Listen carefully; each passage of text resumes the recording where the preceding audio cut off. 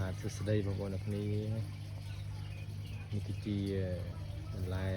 លើទឹកបងប្អូនបាទបន្លែនេះគឺប្រភេទស្ពៃក្រញាញ់បាទដាក់លាយជាមួយនឹងស្ពៃហាងបងប្អូនណាស្ពៃហាងបាទអញ្ចឹងឃើញថា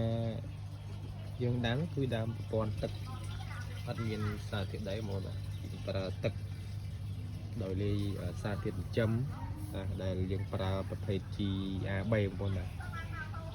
GAB នេះយើងលាយជាមួយទឹកបាទគឺថា24ម៉ោងតែម្ដងបងប្អូនបាទយើងប្រើប្រព័ន្ធបាទទឹក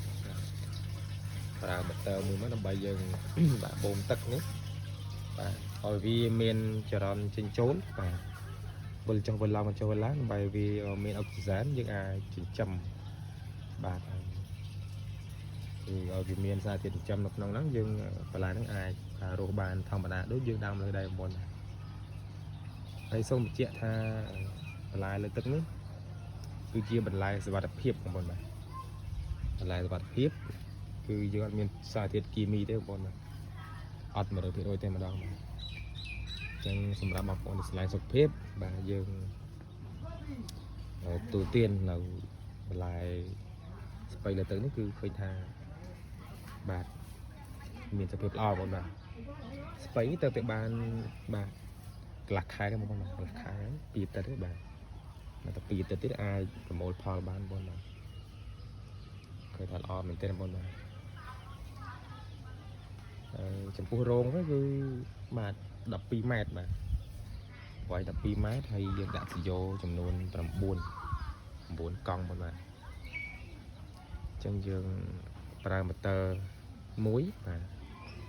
អញ្ចឹងយើងឃើញថាវាមានអុកស៊ីហ្សែនល្អចំពោះរងវិញគឺយើងប្រក់ជាមួយនឹងបាទកណាត់សំទោសបាទ UV បងប្អូនបាទតង់ UV បាទពណ៌សឲ្យវាមានកម្ដៅខ្លាំងពេកបាទឲ្យវាមានពន្លឺគ្រប់គ្រាន់នៅក្នុងការបាទ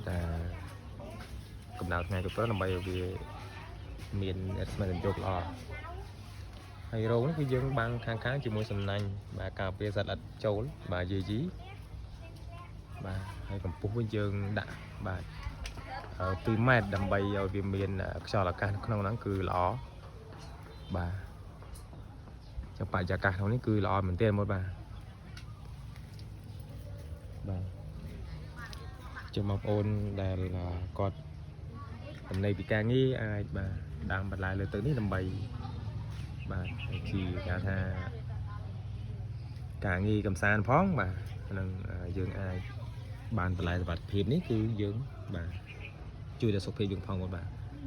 អរគុណបងប្អូនបានទស្សនាហើយបើសិនជាបងប្អូនចង់បានបច្ចេកវិទ្យាជាច្រើនពាក់ព័ន្ធជាមួយការដាំបងប្អូនកុំភ្លេចជួយ subscribe និង comment បាទខ្ញុំបានđangធ្វើវីដេអូបន្ថែមទៀតពាក់ព័ន្ធជាមួយនឹងរបៀបនៃការដាំនិងការប្រើសារធាតុចិញ្ចឹមបាទអរគុណបាទ